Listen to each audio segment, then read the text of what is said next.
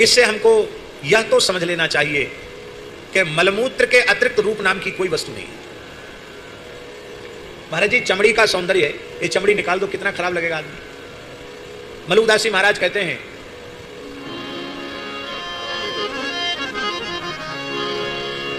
सुंदर देही देख के उपजत है अनुराग, मढ़ी न होती चाम जो तो जीवत चुगते काग। दर्पण आगे ठाढ़वे नित्य सम्हारे पाग, ऐसी दहिया देख के चोंच समारे काग। कौआ मुर्गेरी पर चोंच खिंचता है, मर तो सही दूध निकाल के खाऊंगा, कुछ नहीं है। भगवान आदि शंकराचार्य कह रहे हैं नारी स्तन भर नाभि देश, नारी स्तन भर नारी दृष्ट्वा माया मोहावेश, दृष्ट्वा माया मोहावेश। एतन्मांस वसादि विकारम्, एतन्मांस वसादि विकारम्। मनसि विचारे बारंबार, मनसि विचारे बारंबार। भज गोविंदम भज गोविंदम, गोविंदम भज उर्मते। भज गोविंदम भज गोविंदम, गोविंदम भज मूढ़मते। मूर्ख अभागे विषयी कामी लोलुप पुरुष कहते हैं कि हम तो तुम्हारी हंसी पर बिल्कुल न्यौछावर हो गए हैं। हम आपसे पूछते हैं हंसी है क्या? मदालसा माता कह रही है हासोस्थि संदर्शन मक्ष युग्मम अत्युज्वलम यत् कलुषम वसाया। हास क्या है, हंसी क्या है? अस्थि संदर्शन, हड्डियों का दिखाना ही हास है। हड्डियों में कौन सी सुंदरता है भाई? अरे तुम्हारी बड़ी बड़ी आंखें, उन आंखों पर ही हम न्यौछावर हो रहे हैं। अरे भाई आंखें हैं क्या? अत्युज्वलम यत् कलुषम वसाया, ये बसा तत्व का विकार है आंखें। आंख से मल, नाक से मल, मुंह से मल, रोम रोम से मल निकल रहा है, फिर भी यह हतभाग्य मनुष्य इस मलमूत्र के ऊपर अपने मनुष्य जीवन को बर्बाद कर देता है, नष्ट कर देता है। वैराग्य से मन का निरोध हो जाता है। आपका रसगुल्ला खाने में मन लगा, रसगुल्ले के प्रति आकर्षण हुआ, रसगुल्ला देखते ही आपने अनुभव किया कि इस रसगुल्ले का वास्तविक स्वरूप क्या है।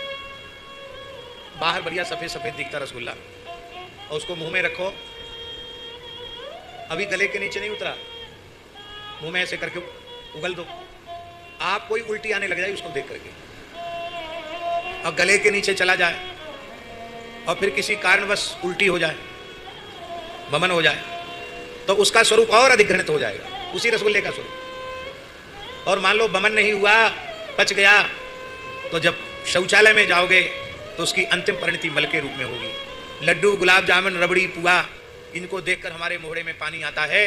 इसी में हम मुख में इनका स्वरूप क्या होगा, गले के नीचे उतरने पर इनका स्वरूप क्या होगा, और फिर वमन के रूप में इसका स्वरूप क्या होगा, और अंतिम परिणति इसकी मल के रूप में होने वाली है। ऐसा हम यदि अनुभव करें तो बढ़िया से बढ़िया मिठाई 56 भोग सामने रखे रहें, पर मुंह में पानी नहीं आएगा, खाने का लालच उत्पन्न नहीं होगा। प्रत्येक वस्तु ऐसी ही है, हर चीज का वास्तविक स्वरूप की उसकी तह तक जाओ आप, कुछ नहीं मिलेगा।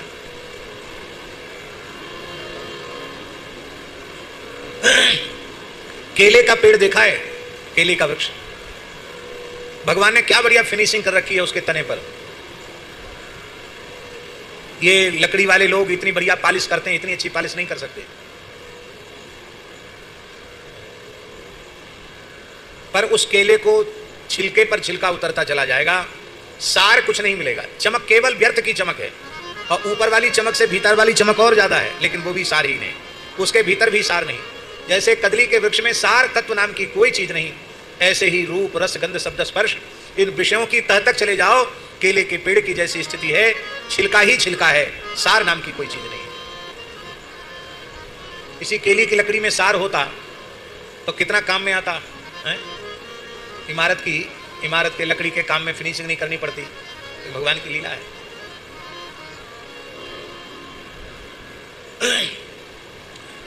मन का लगना वहां माना जाएगा जहां लगने के बाद मन लौट कर नहीं आता है।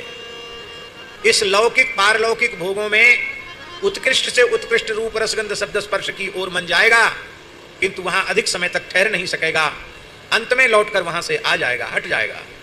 केवल भगवान ऐसे हैं जिन भाग्यशाली जीवों का मन उन भगवान में लग गया, फिर वहां से लौट कर नहीं आता है। हम लोग तो अपने मन को भगवान में लगाने का प्रयास करते हैं। एक गोपी यमुना जी के किनारे अपने कलश को उल्टा करके पद्मासन से बैठी थी, शांभवी मुद्रा में बैठी थी।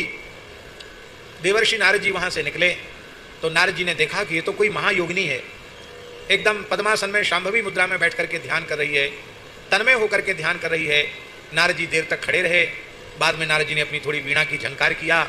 उस देवी ने नेत्र खोले, गोपी ने कहा, तुमने ये योगासन कहाँ से सीखा है, किसका ध्यान कर रही थी? तो उस गोपी ने कहा, अरे नारद जी, ध्यान नहीं कर रही थी, मैं प्रयत्न कर रही थी कि मेरे मन में जो नंदनंदन घुस गया है इसको मैं कैसे बाहर निकालूं। ये मेरी सारी ध्यान धारणा अपने मन से श्री कृष्ण को निकालने के लिए थी।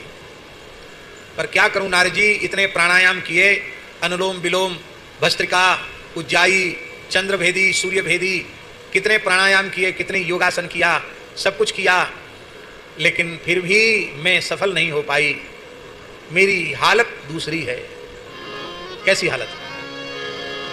एक जू मेरी अखियन में निशि दिवस रहो करीबो, गाय चरावन जात सुनो सखी, शोधो कन्हैया कौन। आंख बंद करती हूं तो श्याम सुंदर भीतर दिखाई पड़ते हैं, आंख खोलती हूं तो बाहर दिखाई पड़ते हैं। मैं क्या करूं? नारद जी ने भाई गोपी को दंडोत करी, वाकी परकम्मा लगाई, बोले हमें मिल गया यथा ब्रज गोपी का नाम। प्रेम कैसा होना चाहिए श्री कृष्ण में, जैसा ब्रज गोपी में। आप कहेंगे ये कथा आपने क्यों सुनाई? हमने इसलिए सुनाई कि जिसका मन लग जाएगा फिर लौट कर संसार में नहीं आएगा।